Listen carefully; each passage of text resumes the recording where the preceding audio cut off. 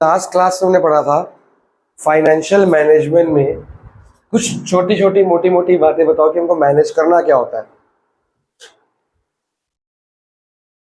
बताओ financial management में क्या मैनेज करना है, क्या मेन चीजें पढ़ी हमने लास्ट क्लास में।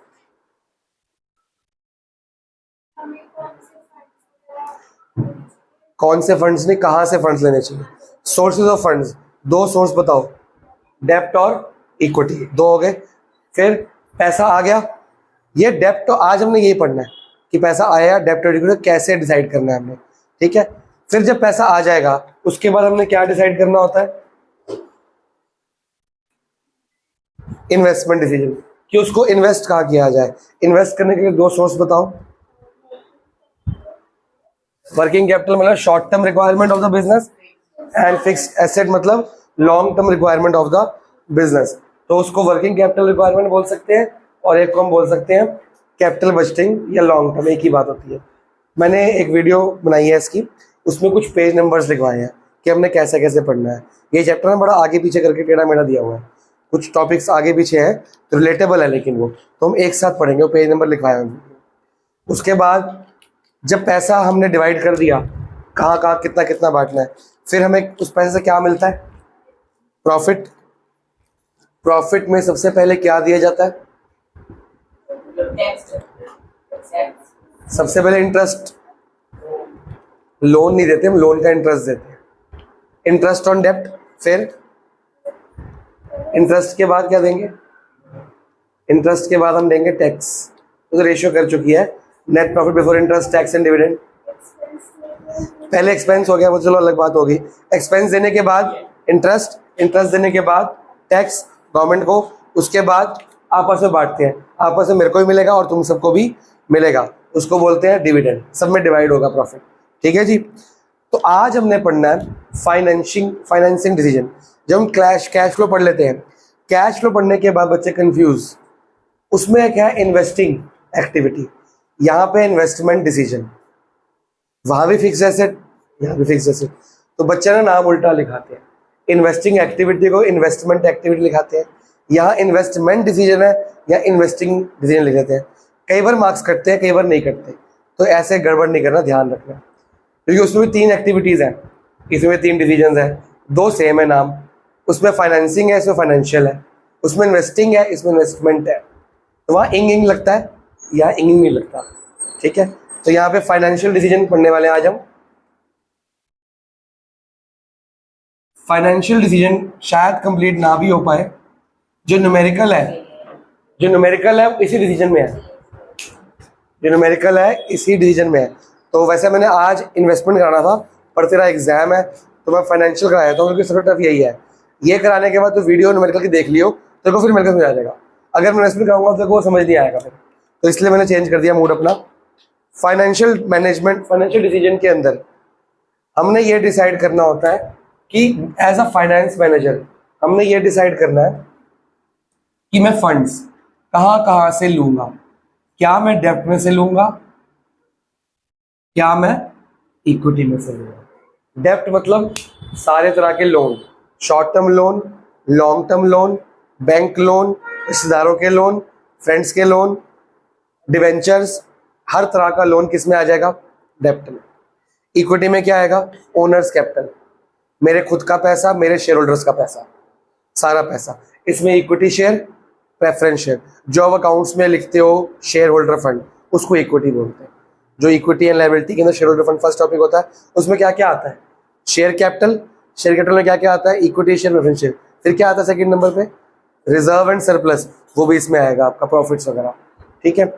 तो ये डिसीजन इतना इंपॉर्टेंट है, हमने 2 पेज मार्क करा है, 2 पेज में से पढ़ेंगे इसको। एक है फाइनेंशियल डिसीजन, इसको हम क्या बोलते हैं, इसका दूसरा नाम है हमारा कैपिटल स्ट्रक्चर, क्या बोलते हैं। अब दोनों में फर्क क्या है, बड़ा जरा सा फर्क है। क्वेश्चन में आइडेंटिफाई कैसे करना है कि फाइनेंशियल डिसीजन के बारे में बात हो रही है कि कैपिटल स्ट्रक्चर। फाइनेंशियल डिसीजन के बारे में स्टार्ट करते हैं पढ़ना, फिर समझ आ जाएगा आपको। फाइनेंशियल लिखा है, फाइनेंसिंग भी लिखा है यहाँ पे, तो फाइनेंसिंग ही कर देते हैं। फाइनेंसिंग डिसीजन आपकी बुक में मिला, पेज नंबर मैंने क्या लिखवाया था आपकी बुक में, लास्ट पेज पे लिखवाया मैंने, लास्ट पेज पे पेज नंबर लिखवाया सारे, पेज नंबर 13 न्यू बुक के हिसाब से निकालो, डेफिनेशन निकालो। क्या कह रहा है, क्या कह रहा है? इसको ओन्ड फंड भी कहते हैं या ओनर्स फंड। इसको क्या बोल सकते हैं? Borrowed funds. अब दोनों में फर्क क्या है इसमें और जो आगे पढ़ाऊंगा कैपिटल स्ट्रक्चर में फर्क क्या है? इसमें यह है कि हमें कैपिटल लेके आनी है, यहां से ज्यादा लाए कि यहां से ज्यादा लगाए, ये डिसाइड करना, ये प्रिलिमिनरी होता है। मैनेजर डिसाइड करता है कि ये बेटर है कि ये बेटर है, अकॉर्डिंगली सिचुएशन ऑन द वो बताया जाएगा, फैक्टर्स अफेक्टिंग ये वाला। फिर कैपिटल स्ट्रक्चर होता है कि दोनों से सिर्फ ऐसा आ गया, अब उसको चेंज कैसे किया जाए, ज्यादा इसको करना है कि ज्यादा इसको करना है, थोड़ा सा ये है थोड़ा सा ये, कुछ रेशियो होगी, उसको ठीक कैसे किया जाए, कितना ये होना चाहिए कितना ये, एप्रोप्रिएट कैपिटल स्ट्रक्चर होना क्या चाहिए, कुछ हिस्सा ये कुछ हिस्सा ये, वो बोलता है कैपिटल स्ट्रक्चर। लेना कौन सा है, ये सुटेबल है कि ये सुटेबल, वो बोलता है फाइनेंशियल या फाइनेंशियल डिसीजन। ठीक है, अब पहले डेफिनेशन मार्क करो, क्या कह रही है? Financing decision relates to the financing matter or the proportion of debt and equity is concerned with the decisions of how much to be raised from which source. कुछ और इसके अलावा? पहले तो ये मार्क कर लो। एक मिनट देख रहा हूँ, नहीं वो मार्क नहीं करना।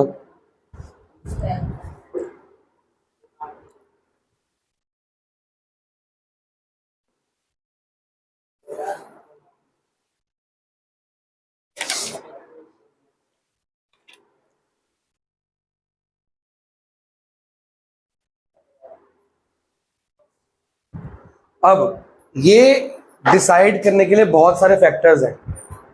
सबसे इंपॉर्टेंट फैक्टर क्या होगा कि ये और इसका कॉस्ट, कि किसकी कॉस्ट ज्यादा है। क्या कर रहा है, मैं पढ़ा रहा हूँ बातें खुसर खुसर खुसर खुसर। किसकी कॉस्ट ज्यादा, आपके साथ किसकी कॉस्ट ज्यादा है? डेब्ट की कॉस्ट ज्यादा है। कैसे? और डेब्ट की कैसे? डेब्ट में फिक्स अमाउंट देना पड़ेगा, प्लस इक्विटी में हमें प्रॉफिट से बांटना पड़ेगा ज्यादा है। मेन दो फैक्टर्स हैं, ऐसे तो बहुत सारे हैं, मेन दो हैं। अगर मेन पूछा जाएगा तो कौन से दो? पहला कॉस्ट ऑफ डेब्ट या cost of equity. Cost of डेब्ट होती क्या है? कर्जा लेने का खर्चा कितना होता है वो तो इंटरेस्ट तो साल के बाद देते हैं, वो तो रिफंड हो गया उसका रिटर्न। कॉस्ट ऑफ डेब्ट की डेब्ट लेने का खर्चा कितना आता है आपके अकॉर्डिंग? कॉस्ट ऑफ डेब्ट अगर आप लोन लेने जा रहे हो तो क्या खर्चा आएगा तुम्हारा? थोड़ा सा आएगा पेपर वर्क, बस, ज़्यादा नहीं होता। तो ये चीपर है। डेब्ट क्या है? इसमें ज़्यादा खर्चा नहीं होता। बैंक से लोन लेगो, आपके अगर कागज़ पहले से तैयार है तो ठीक है, वरना सीए आपके 1000-2000 रुपये लेगा, 5000 ले लेगा, लोन थी के पेपर कागज़ तैयार कर देगा, बैंक में दोगे लोन मिल जाएगा। बैंक आपका 1% प्रोसेसिंग फी काटता है। अगर आपका 10 लाख का लोन है, 10 लाख का 1% कितना हुआ? 10,000 रुपये है, 10,000 वो बैंक काट के आपको 9,90,000 का चेक दे देगा, तो आपका इतना ही खर्चा होगा। लेकिन इक्विटी के लिए खर्चा क्या होता है? आपने पढ़ा अकाउंट्स में अभी है, रजिस्टर करना पड़ेगा पहले रजिस्ट्रार के पास, उसकी फीस होती है। एक आपने पढ़ा था ऑथराइज कैपिटल, जितनी ज्यादा ऑथराइज कैपिटल लिखोगे रजिस्ट्रार के पास उतनी ज्यादा वो क्या लेगा? फीस। बिना रजिस्ट्रार के पास रजिस्टर कर आप फंड्स इशू कर सकते हो, लोगों से पैसा मांग सकते हो, वो तो इलीगल हो जाएगा। सेबी के पास जाना पड़ेगा, वहाँ के एप्लीकेशन वगैरह करनी पड़ेगी, फिर प्रोस्पेक्टस छापना पड़ेगा, सस्ता है प्रोस्पेक्टस, बहुत सारे प्रोस्पेक्टस, न्यूज़पेपर में ऐड देना पड़ेगा, एडवर्टाइजिंग, ये सारे खर्चे हमने पढ़े हैं। प्रिलिमिनरी एक्सपेंसेस या इनकॉर्पोरेशन एक्सपेंसेस पढ़े थे, एंट्री भी की है उसकी, तो वो सारे के सारे खर्चे इसमें ज़्यादा है। तो डेब्ट इज चीपर देन इक्विटी। फिर भी हम इक्विटी प्रेफर करते हैं क्योंकि सेफर कौन सा है? इक्विटी। डेब्ट इज नॉट सेफर। रिस्क ज़्यादा किस में है? डेब्ट में रिस्क ज़्यादा। क्यों, क्या रिस्क ज़्यादा?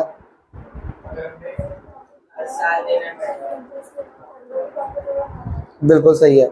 मैंने एक लोन लिया मशीनरी डालने के लिए, अब मैं वो लोन ले रहा हूँ, पहले बिल्डिंग बनाऊंगा, जगह लूंगा, फिर मशीनरी खरीदूंगा, फिर मशीनरी को शुरुआत करूंगा, चीज़ें बननी शुरू हो जाएंगी, फिर वो बन के बिकेंगी, उधार पे बिक सकती हैं, फिर उसका पैसा आएगा, तब मैं इंटरेस्ट दे पाऊंगा। इसमें 5 से 6 महीने लग सकते हैं, पर बैंक क्या बोलता है, आज लोन लिया अगले महीने इंटरेस्ट का, मंथली मंथली होता है। इक्विटी में क्या होता है, साल के एंड में देना इकट्ठा डिविडेंड, इस साल नहीं भी दोगे अगर तो इकट्ठा दे सकते हो। तो हमारे लिए सेफर ये है, रिस्कियर ये होता है। ये हमारा फैसिलिटी हमको देता है, कंट्रोल ज़्यादा है इसमें, इसमें कम कंट्रोल है, नो कंट्रोल, इसमें कंट्रोल करना ही नहीं होता। तो यही फैक्टर्स हम पढ़ने वाले हैं, किस तरह की कंपनी ये पसंद करती है, किस तरह की कंपनी, कौन से फैक्टर अफेक्ट करते हैं कि ये लेना है कि ये लेना है।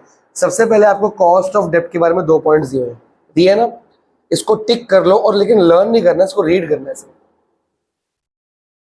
और रीड कर भी लो ताकि आइडिया लग जाए कि ये दोबारा रिपीट होगा बाद में। कॉस्ट ऑफ डेप्ट का मतलब बता रखा है इसमें।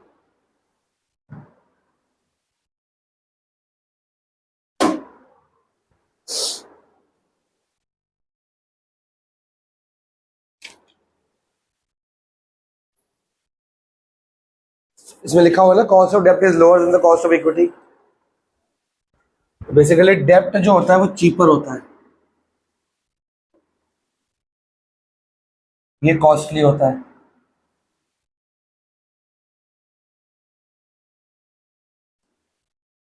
सेफर कौन सा होगा, इसमें लेस रिस्क होगा, इसमें मोर रिस्क।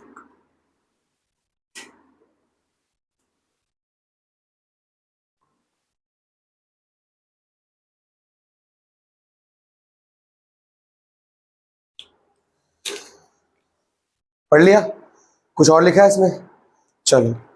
अब फैक्टर्स अफेक्टिंग, पहला फैक्टर क्या है, कैश फ्लो पोजीशन होता क्या है। हाँ, कैश फ्लो पोजीशन। पहले कैश फ्लो का मतलब क्या होता है, कैश फ्लो होता है कितना पैसा कंपनी में जल्दी जल्दी आता है, इनफ्लो माइनस आउटफ्लो, कितना आता है कितना आता है उसका नेट जो बच जाता है। तो जिस कंपनी का कैश फ्लो अच्छा है, मतलब रेगुलर बेस पे पैसा आता है, मतलब जो हमारा उधार कम बिकता है, ज़्यादातर कैसे बिकता है कैश, तो उसमें पैसा ज़्यादा आता होगा। और कुछ कंपनियां तो उधार पे ज़्यादा बेचती हैं, उसका कैश फ्लो कैसा होगा, खराब होगा, मतलब बहुत दिन बाद आता होगा। अगर किसी कंपनी का कैश फ्लो अच्छा है तो वो डेब्ट पसंद करेगी कि इक्विटी, क्या लेना चाहेगी वो डेब्ट दे सकती है आराम से, उसका कैश फ्लो अच्छा है, उसका पैसा आई जा रहा बार बार जल्दी जल्दी आता है, तो इंटरेस्ट पे कर सकती है ईजिली, तो वो क्या करेगी। तो अगर जिस कंपनी का कैश फ्लो अच्छा है, गुड है, तो वो किस में जाएगी, डेब्ट में। जिसका लेट है या बैड है वो किस में जाएगी, इक्विटी, क्योंकि इक्विटी की पेमेंट कब करनी है, साल के एंड में। तो ये 5 महीने 6 महीने 7 महीने पैसा तो आ ही जाएगा, ये हर महीने हर रोज हर हफ्ते पैसा आ रहा है। तो अगर कंपनी पहले चेक करती कि मेरा कैश फ्लो कैसा है, अगर मेरा कैश फ्लो अच्छा है, रेगुलर पैसा आता है, मेरा ज़्यादा बिजनेस कैश पे है, तो मैं डेब्ट ले सकता हूँ। मेरा कैश फ्लो खराब है तो मेरे को डेब्ट नहीं लेना चाहिए, मेरे को क्या लेना चाहिए, इक्विटी। कैश फ्लो का मतलब है पैसा जल्दी जल्दी आता है, तो इंटरेस्ट जल्दी पे कर सकते हैं ना, इंटरेस्ट मंथली पे करना होता है।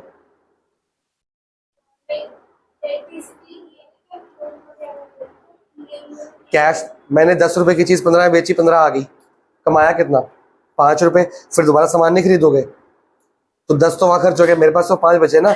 लोन लेते हैं कि और काम बढ़ाना है और मशीनरी डालनी है, अब वो 10-15 का बिजनेस करते हैं। अगर एक महीने में 1000 किलो बेचता हूँ, अब मेरे को 2000 या 3000 किलो बेचना है, उसके लिए एक मशीनरी बिल्डिंग और डालनी है काम बढ़ाने के लिए। तो 5, ऑब्वियसली जो मैं कमाता हूँ बिजनेस में लगाता हूँ वो मेरा इक्विटी है, ये खाली मेरी इक्विटी खाली मेरी होती है, और भी तो लोगों का पैसा आएगा, आप लोग का भी शेयर भी तो होगा, तो आपको डिविडेंड देना पड़ेगा ना। तो अगर मेरा कैश फ्लो अच्छा है तो मैं डेब्ट लेने के लिए सोच सकता। मेरे को फाइनेंस मैनेजर या मैं फाइनेंस मैनेजर हूँ, मैं एडवाइस करूंगा सर हमारा कैश फ्लो बहुत अच्छा है, हमको रेगुलर पैसा आता है, we can pay interest easily, we are in position of that, तो हम डेब्ट ले सकते हैं। बट अगर मैं फाइनेंस मैनेजर हूँगा, मेरा कैश फ्लो अच्छा नहीं होगा, तो मैं एडवाइस क्या करूंगा कि सर हमारा कैश फ्लो 6 महीने 7 महीने में आता है, हम मंथली इंटरेस्ट देने की हालत में नहीं है, जितना प्रॉफिट कमाएंगे वो मिलता ही 7-8 महीने के बाद है, तो मैं इंटरेस्ट दूंगा, हमारी कंपनी का कैश फ्लो क्या हो जाएगा, पहले खराब और खराब हो जाएगा, मैं रॉ मटेरियल कैसे परचेज करूंगा, ठीक है ना। तो इससे अच्छा हमको इक्विटी में आना चाहिए कि साल तक प्रॉफिट कमाते हैं, साल के अंदर बांट देंगे, इकट्ठा करते रहेंगे। अब इसका पढ़ो, कुछ और लिखा है तो बताओ मेरे को, तुम बताओ। आपने 22 लिखा और बेटा वो डाटा में देख लेना, डाटा में होगा, नहीं वो तो मैंने किया है। ये रहा ना डाटा में होगा, तो 127 ही होगा फिर, 122 लग रहा है। 127 है।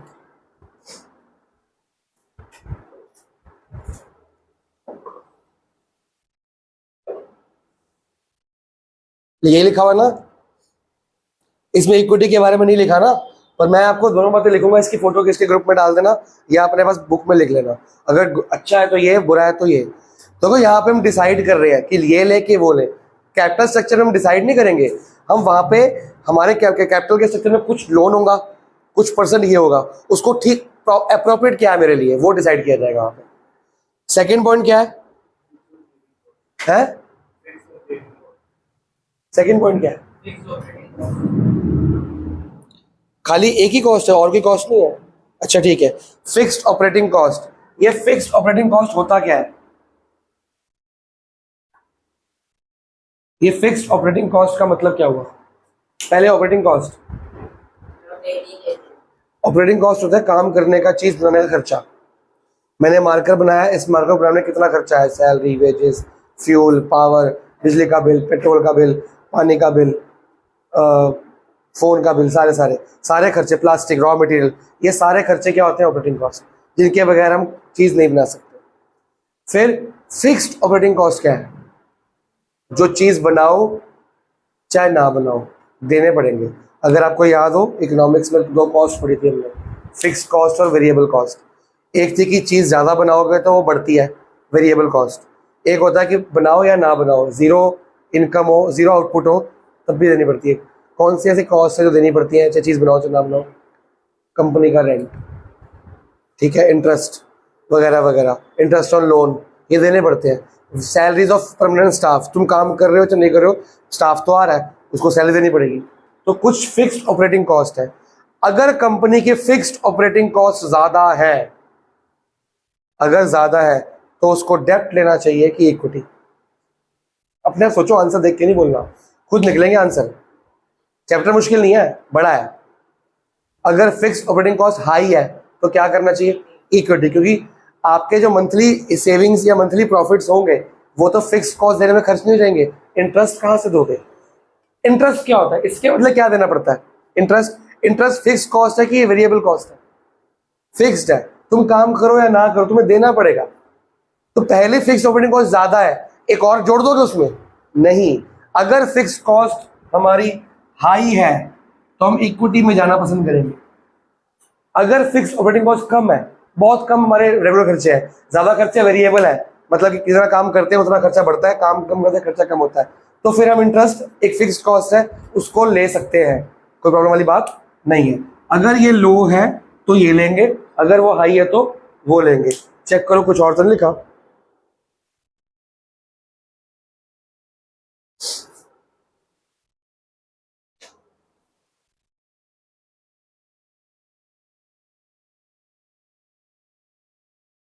यही लिखा, फिक्स ऑपरेटिंग कॉस्ट से हमारा प्रॉफिट बढ़ता है कम होता है? कम होता है ना, प्रॉफिट कम होता है। तो ये रिस्क हमारा फिक्स्ड ऑपरेटिंग कॉस्ट से हमारा रिस्क क्या हो जाता है? बढ़ जाता है। चाहे प्रॉफिट नहीं भी हुआ तब भी ये देना पड़ेगा ना। तो पहले रिस्क है, और रिस्क लोगे, ये भी रिस्क ही होता है ना, और रिस्क लोगे नहीं। अगर ये खर्चे कम है तो हम डेप्ट ले सकते हैं, ये खर्चे ज्यादा है तो हम डेप्ट नहीं ले सकते। अगला कॉस्ट, सिर्फ कॉस्ट, वो यहां पे आ गया, कॉस्ट ऑफ डेप्ट, सिर्फ कॉस्ट, या कॉस्ट ऑफ डेप्ट या कॉस्ट ऑफ इक्विटी। आप बताओ, अगर कंपनी ज्यादा कॉस्ट लेने को तैयार है तो किस में जाएगी? इक्विटी में। अभी तो बताया था इक्विटी ज्यादा में, लिखा भी है कॉस्ट क्लियर है। अभी तो बताया लोन का खर्चा क्या होता, कुछ नहीं होता। पढ़े क्या लिखा है? 3 लाइनें लिखी है बस मेरे में तो। डेप्ट इज चीपर, ये लिखा है कि कुछ और लिखा है? Some sources may be cheaper than others. पूरा पढ़ो। For example, debt considered to be cheapest of all sources. तो अगर हम कॉस्ट कम रखना चाहते हैं, लो कॉस्ट रखना चाहते हैं, तो हम डेप्ट में जाएंगे। इसको लेने का खर्चा कितना है? नॉमिनल सा, ज्यादा खर्चा नहीं आता। या तो लोन मिलेगा तो नहीं मिलेगा, मिलेगा तो बहुत कम खर्चे मिलेगा। लेकिन इसको लेने का खर्चा बहुत क्या है? हाई। क्या क्या कॉस्ट आती है इसके अंदर? एडवर्टाइज अभी तो बताई थी, advertisement, prospectus, preliminary, registrar, registration, incorporation, promotion, 100 तरह के खर्चे हैं इसमें। इसमें खर्चे कम है। तो अगर मेरी कंपनी नई नहीं है और ज़्यादा पैसा खर्च करना नहीं चाहती, मैं लोन ले लूँगा। अगर मेरी कंपनी पुरानी है या नई भी है, बहुत पैसा है मेरे पास, तो मैं इसमें जाऊँ। अगला पॉइंट क्या है, आप बताओ। Risk factor. अगर मैं ज़्यादा पुराना शाख हूँ, बहुत मेरा नाम है और मैं रिस्क ले सकता हूँ, तो छोटा मोटा रिस्क ले सकता हूँ। अगर मैं रिस्क लेने को तैयार हूँ तो मैं किस में जाऊँगा? रिस्की, लेस या नो रिस्क, या सेफर भी कह सकते हो। कैसे सेफर है ये और कैसे रिस्की है ये? देखो यहाँ ना ज़्यादा लिखा नहीं हुआ, यहाँ बोल रहा है कि ये है तो ये है तो ये, पर आपको डिटेल पता होनी चाहिए। डिटेल क्यों पता होनी चाहिए? वो डिटेल केस स्टडी बन के आ जाएगी, वहाँ पहचानना होगा। तो कैसे पहचानोगे? बोल।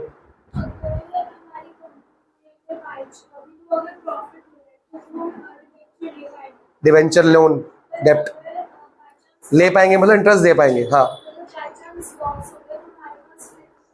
ऑप्शन नहीं होगा, फिर हमारी जो प्रॉपर्टी है वो क्या हो जाएगी?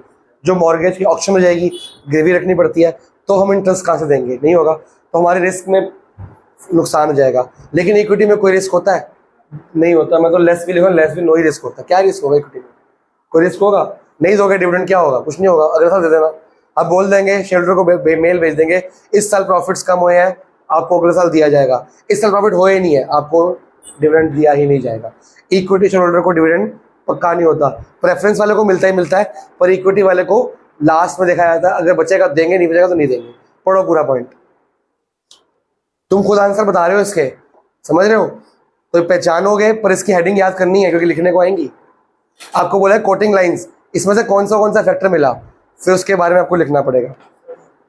मॉड कंप्लीट हो गया? आरडी ने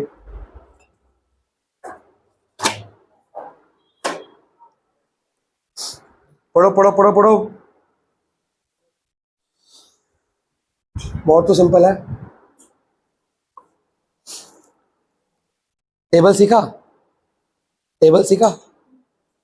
करो करो। टेबल के बाद तो वैल्यू देख के पुट करनी, बाकी तो मैथ्स है, एलसीएम वेलसीएम। टेबल के बाद तो वैल्यू पुट करनी है, उसके बाद सिंपल सिंपल मैथ्स करनी है, खाली एलसीएम वेलसीएम, मल्टीप्लाई डिवाइड। लेकिन एग्जाम में ना टेढ़े क्वेश्चन भी आते हैं। अभी तेरे को एंगल बता तो वैल्यू निकाल सकती है, अगर तेरे को वैल्यू बता तो एंगल निकालना भी आएगा उल्टा। तो फिर तेरे को टेबल याद होना चाहिए एग्जाम में। हाँ जी, साइन और टैन का याद कर ले, बहुत काम आएगा। तूने एप्लीकेशन किया ना मेरे साथ, एप्लीकेशन टेको किया है, तो वो कैसे कर ले तूने? एक ही तो चल रहा है, टैन का तो p/p। चलो शुक्र है। हाँ, पढ़ लिया? कुछ और तो नहीं लिखा? देखो कुछ एक्स्ट्रा पॉइंट मिले तो मेरे को बता देना, मैं रीड तो कर रहा हूँ, ऐसे बोली जा रहा हूँ। अगर मॉड निकालो, क्वेश्चन नंबर 1 का एक पार्ट कर ले, क्वेश्चन नंबर 2 कर ले, और क्वेश्चन नंबर 3 का 4th पार्ट कर ले। हेलो, हाँ जी। तू हफ्ते में 1 दिन तो आती है खाली। चलो ठीक है, देखता हूँ, अभी तो है टाइम।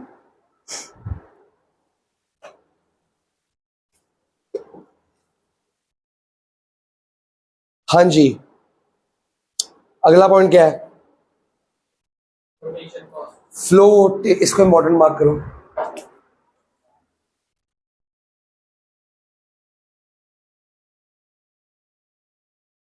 इस कॉस्ट में और इस कॉस्ट में क्या फर्क है? फ्लोटेशन कॉस्ट होती है कॉस्ट ऑफ इशूइंग इक्विटी। यहां जो कॉस्ट की बात हुई है, ये कॉस्ट ऑफ डेप्ट की बात है। कॉस्ट ऑफ डेप्ट क्या होती है? लो। और ये क्या होती है? हाई। ये हाई क्यों होती है? क्योंकि इसमें क्या ऐड हो गया? Flotation cost. फ्लोटेशन कॉस्ट सिर्फ इक्विटी में आती है, डेप्ट में नहीं आती। जो आपके incorporation expenses, premium expenses, advertisement expenses, prospect expenses, ये सारे खर्चे होते हैं। मतलब cost of issuing equity, equity share issue करने से पहले एप्लीकेशंस वगैरह देना, लोगों को इनवाइट करना, ये सारे खर्चे को क्या बोलते हैं? Flotation cost. क्या बिना फ्लोटेशन कॉस्ट के हम इक्विटी इशू कर पाएंगे? लोगों को पता ही नहीं होगा, सिर्फ रिश्तेदारों को कर पाएंगे, फ़ोन करके व्हाट्सएप कर दिया, लेकिन बाकियों को, आम जनरल पब्लिक को कैसे पता लगा बताएंगे हम? तो वी नीड फ्लोटेशन कॉस्ट। तो अगर फ्लोटेशन कॉस्ट हम इनकर करने को तैयार हैं तो हम इक्विटी में जाएंगे, वरना हम डेप्ट में जाएंगे। पढ़ो।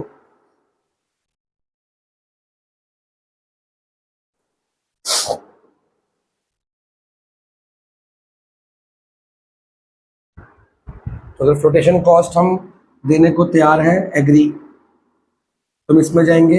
यहाँ पे डिसएग्री हो गया। और इस तरह से जो लोन है वो क्या होगा, कॉस्ट ऑफ डेप्ट क्या होगा यहाँ पे,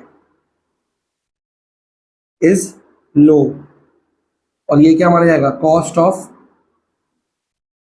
इक्विटी इज हाई। ठीक है जी। अब अगर आपको डिफरेंशिएट करना हो कि सर यहाँ भी कॉस्ट है, यहाँ भी कॉस्ट है, यहाँ भी कॉस्ट है, ये भी हाई है, फर्क क्या करें? ये कॉस्ट ऑफ डेप्ट या कॉस्ट ऑफ इक्विटी को बोलते हैं फ्लोटेशन कॉस्ट। ये कॉस्ट एक अलग कॉस्ट के साथ मिल जाएगी। आपने ध्यान से पढ़ा नहीं है, उसमें लिखा हुआ है ये चीपर है, तो चीपर कैसे है?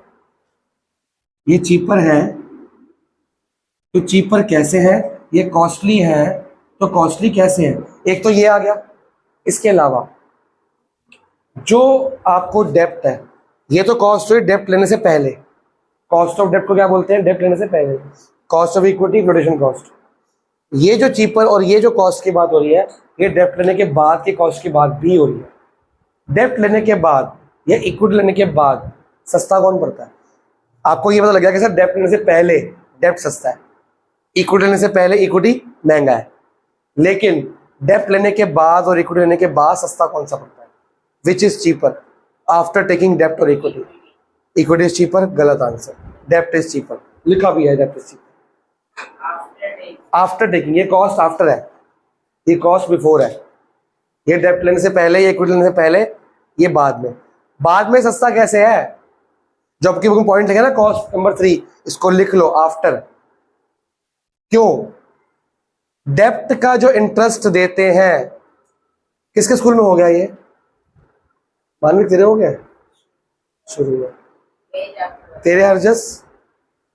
डेप्ट के ऊपर क्या देना पड़ता है और इक्विटी के बदले डिविडेंड।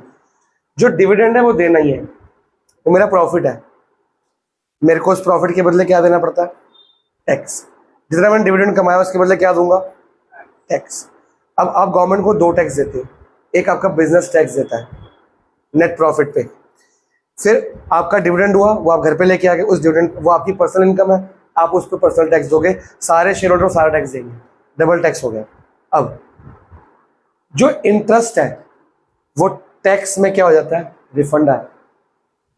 सारा नहीं आता, थोड़ा सा आ जाता है। यही न्यूमेरिकल है, यही न्यूमेरिकल सिखाया जाएगा आपको कि उसमें हम 3-4 केसेस या 5-6 केसेस कराएंगे आपको। जैसे जैसे इंटरेस्ट बढ़ा वैसे वैसे टैक्स क्या होगा?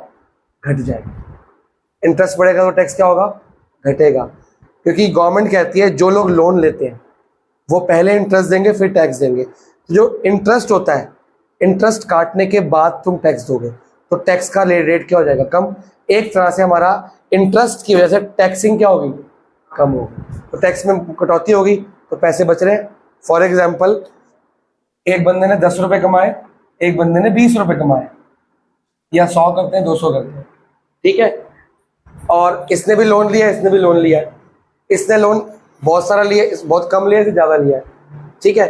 इसका लोन का इंटरेस्ट है 10 रुपये, इसके लोन का इंटरेस्ट है 50 रुपये, ठीक है जी। क्या कह रहे हैं? या इनकम सेम रख देते हैं। अब इसके बाद कितना पैसा बचा इसके पास? अब लोन का, सॉरी, टैक्स का इंटरेस्ट मान के चलते हैं 10%, तो ये कितना टैक्स भरेगा? 9 रुपये। ये कितना बचे भरेगा? तो लोन का इंटरेस्ट ज्यादा होने से टैक्स कम हो गया, तो एक तरह से इसको फायदा हुआ कि इसका ये जो 4 रुपये बच रहे हैं वो यहाँ पे क्या होगा? रिफंडेबल होगा। तो इंटरेस्ट हमारा टैक्स में क्या आ जाता है?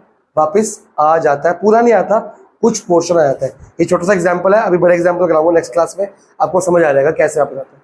जिन लोग का इंटरेस्ट ज्यादा होता है उनका टैक्स क्या होता है? कम। क्या कर रहा हूँ, इंटरेस्ट ज्यादा टैक्स कम, इंटरेस्ट कम टैक्स ज्यादा। ध्यान कहाँ है आजकल, सोचता क्या रहता है, तो जवाब क्यों नहीं दे रहा? अगर इंटरेस्ट ज्यादा होगा टैक्स क्या होगा? कम, वाइस वर्सा। ठीक है जी, तो इसलिए ये चीपर है, क्योंकि डेप्ट का जो इंटरेस्ट है वापस हमको वापस टैक्स में रिफंडेबल। अब अगर दोबारा कॉस्ट पढ़ लो, अब आपको ढंग से समझ आएगा।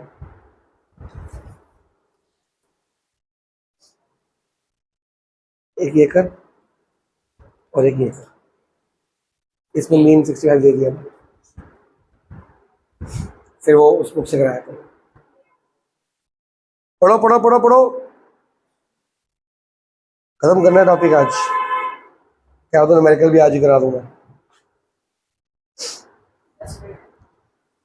न्यूमेरिकल से पहले कैपिटल स्ट्रक्चर कराना जरूरी है, देखते हैं क्या। वो वाली वीडियो हो गई। आगे करो, चैप्टर एक्सरसाइज कर लो पूरी। इस वीडियो का काम क्या है? वैल्यू देख देख के लिखनी खाली।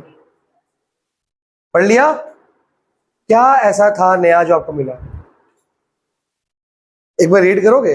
जिस पर्पस के लिए पढ़ाया था वो तुमने ध्यान ही नहीं दिया, तो बिना ध्यान दिए पढ़े जा रहे हो। The cost of each type of finance has to be estimated. Some source may be cheaper than others. A prudent financial manager would normally opt for a source which is the cheapest. For example, debt is considered to be the cheapest of all the sources. Tax deductibility of interest. ये line highlight करो, tax डिडक्टिबिलिटी of interest. यही तो मैं बोल रहा हूँ कि जो इंटरेस्ट ऑन डेप्ट होता है वो टैक्स डिडक्टेबल होता है। बात समझ में आई? ये मेन पॉइंट है, बार बार रिपीट होगा पूरे चैप्टर में, याद रखना। अगला पॉइंट क्या है? Control consideration. कंट्रोल। किस पे आपका कंट्रोल अच्छा होगा? Equity. इक्विटी पे हमारा कंट्रोल अच्छा है। इस पे कंट्रोल किसका है? बैंक का। हमारा क्या कंट्रोल? हमको कंट्रोल देने देनी है। तो अगर चाहते हो कि आपके फंड्स, आपका प्रॉफिट, आपका इंटरेस्ट, आपका टैक्स, आपका डिविडेंड, सब कुछ आपके कंट्रोल में, आपकी मर्जी चले, तो आप क्या प्रेफर करोगे? और अगर आप चाहते हो कि यार ठीक है, हमको ज़्यादा हिसाब किताब में नहीं पढ़ना, हमको बैंक का इंटरेस्ट दो, प्रॉफिट कमाए इंटरेस्ट दो, प्रॉफिट कमाए इंटरेस्ट दो, ज़्यादा लिखा पढ़ी के कंट्रोल में नहीं आना, तो ये कंट्रोलेबल है, कंट्रोलेबल नहीं, पढ़ो।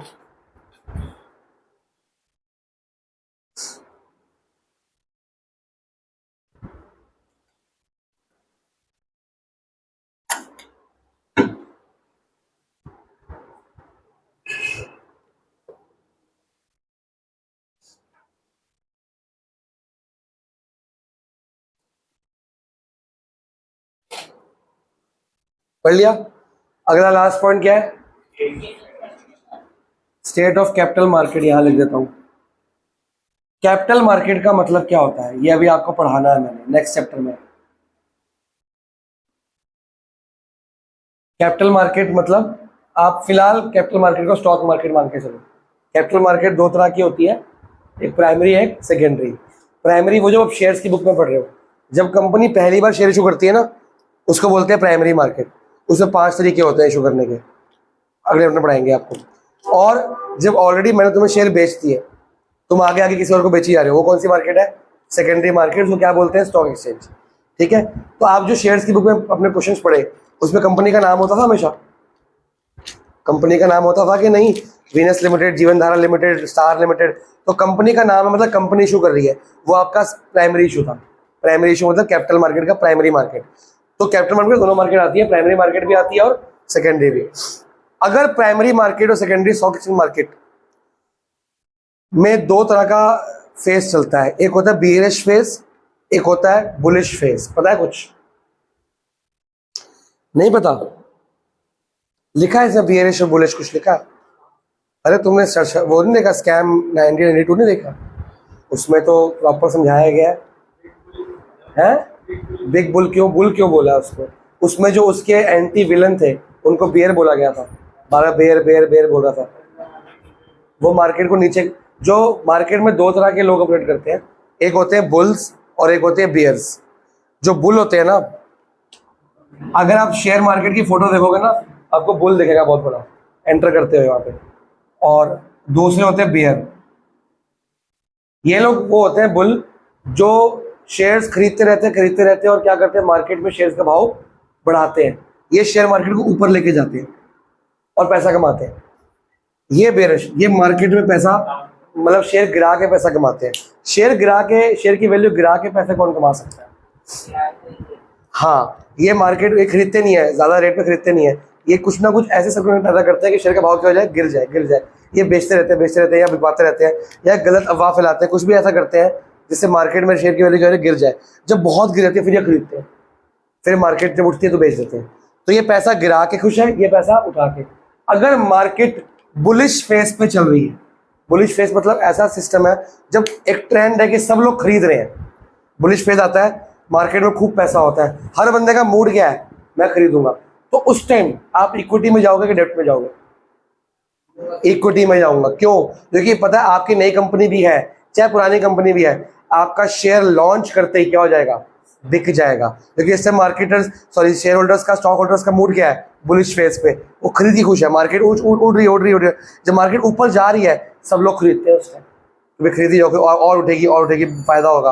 तो अगर बुलिश पीरियड चल रहा है तो आप किस में जाओगे, इक्विटी में। लेकिन अगर आपका बेरिश फेज है तो रेट गिर रहा है, उस टाइम शेयर बेचोगे आप, आपका 10 रुपए का शेयर मार्केट में आते 2 रुपए का हो जाएगा, अब कंपनी घाटे में चली जाएगी। इसमें 10 रुपए का शेयर लॉन्च करोगे, जाते ही 50, 60, 70 का पहुंच जाएगा आपका। तो आप इसमें लॉन्च करने में खुश हो, इजीली बिक जाएगा। इसमें बिकेगा ही नहीं, जब बिकेगा नहीं तो क्या होगा, उसकी वैल्यू क्या होगी, गिरती रहेगी। तो इसको बोलते हैं बूम पीरियड। क्या बोलते हैं इसको? बुलिश के अलावा और क्या बोलते हैं? बूम। इसको बोलते हैं रिसेशन, कि मार्केट डाउन है। अगर मार्केट अच्छी है तो बुलिश में जाओगे, मार्केट बेकार है तो पढ़ लो एक बार। खत्म करते हैं टॉपिक। फिर एक केस स्टडी पूछता हूँ। कैपिटल स्ट्रक्चर आज नहीं पढ़ाऊंगा, अगले बार पढ़ाऊंगा।